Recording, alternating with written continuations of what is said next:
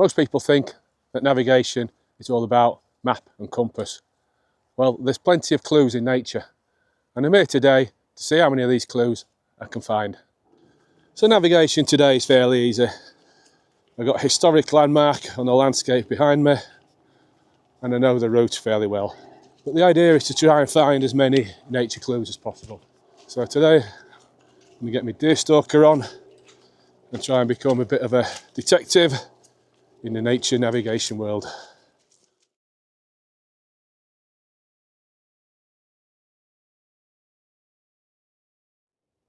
And straight away we've come to this hawthorn. Now we can see that the branches to the right are sticking out at an angle and the ones to the left are sticking up. So this would suggest that south is to the right. A classic example of the tick effect.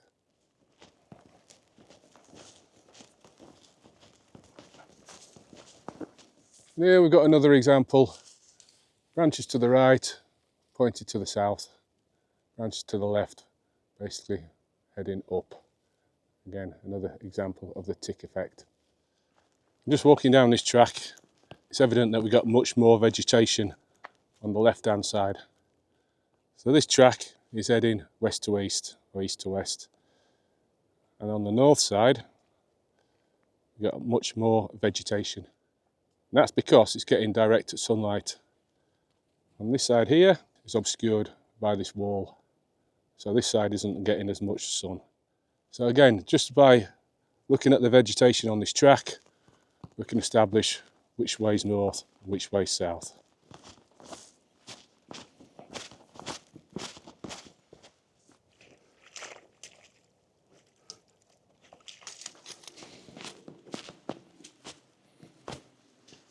So I've just dropped down into the woods, and there we've got this magnificent tree. And it's clear, on one side we've got this green moss. Moss loves moist, damp environments. And on this side here, there's less moss and nice smooth bark. So this would suggest to the right is the south, and then north to the left. And whenever you find a chopped down tree, these can be a compass as well. So the heart, which most people think is in the middle of the tree stump, is actually towards the south side. Just to prove a point, put the compass on, and this heart here is offset. It's not in the middle, it's generally towards the south side. And there's another one, the heart, not in the middle but towards the south side of the tree.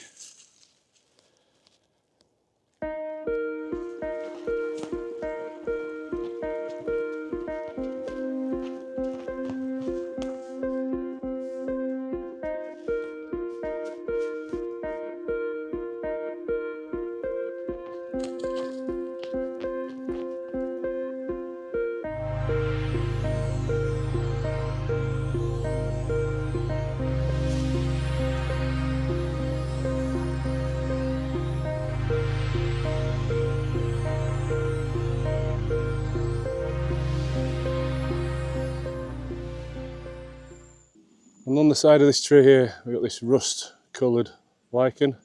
This particular type of lichen doesn't like sunlight.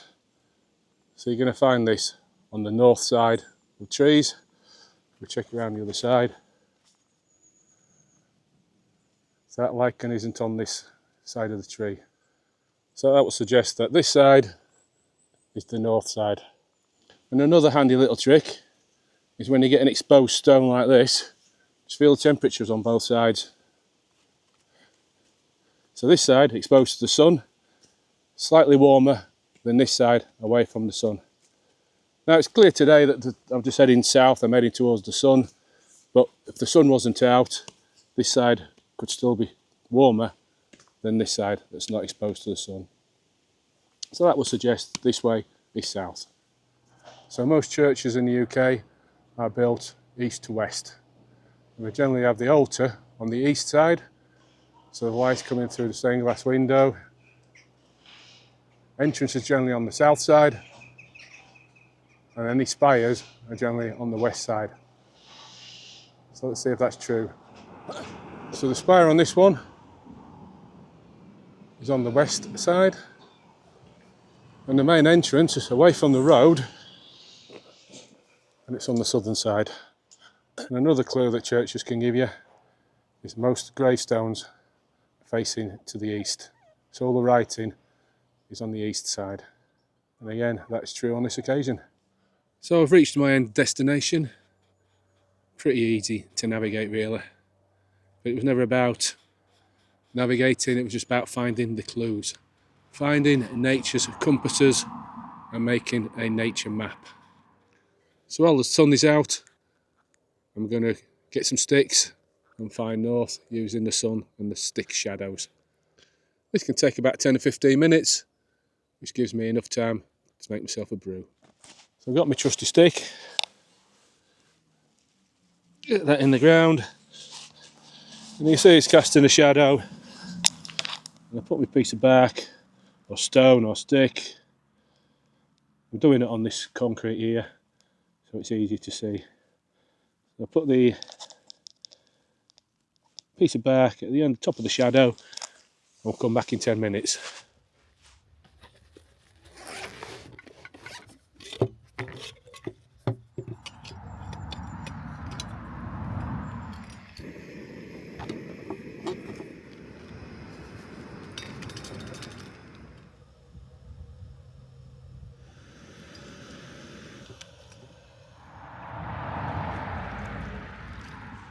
That's been about 10 minutes, but top of the shadow there, and this stick we don't need anymore.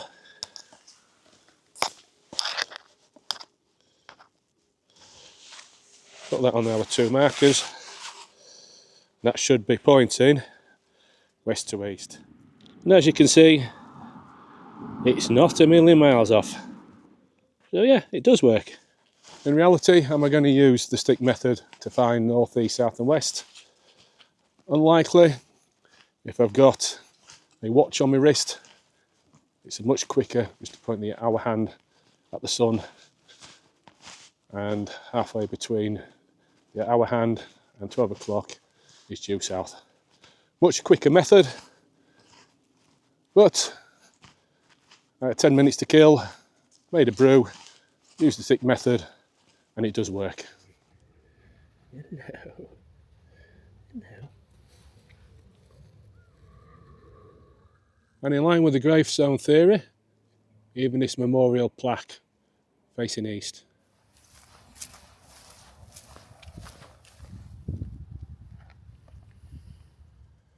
So we're a little bit higher up now, and this is where the wind will make a bit of a difference.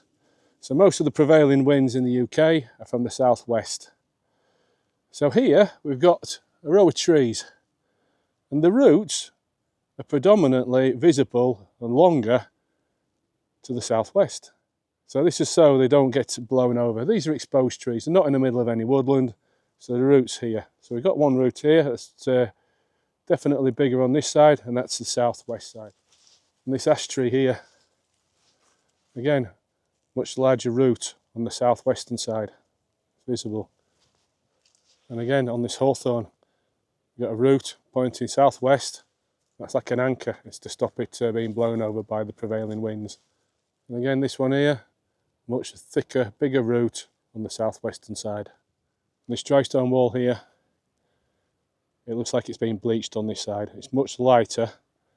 When we check the other side, it's much darker.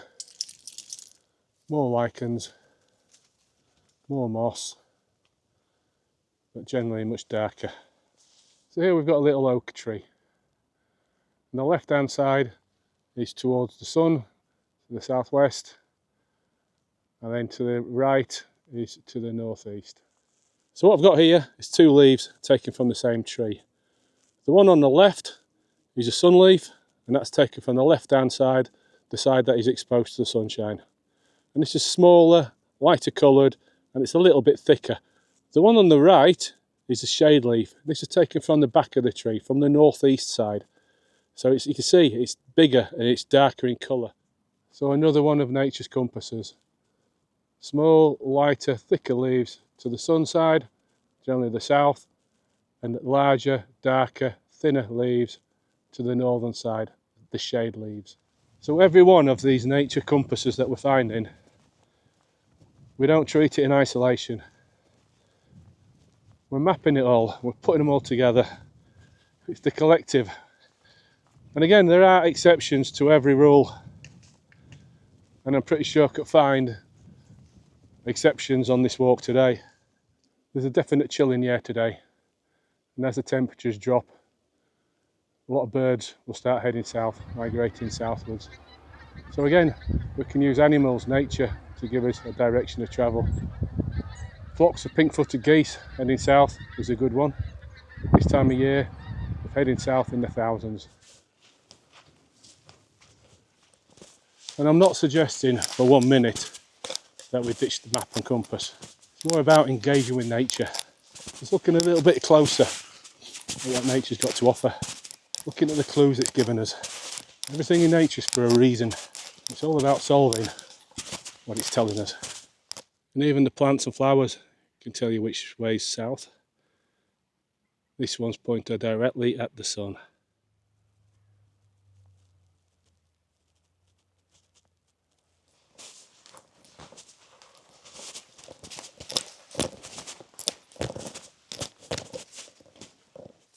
We haven't seen many nettles on this walk. Nettles like nitrates and phosphates. Soil that's been tampered with by humans, animals. So this would suggest we're getting in towards farmland or built up area. Just here, got a farm. And there you have it. A shortish 4-mile walk. I've identified quite a few of nature's compasses. And if you want to know any more information about natural navigation, there's a lad on YouTube called Tristan Gula. Highly recommended. He's got some fantastic books out there. He's got an online course. He does talks. He's worth a view.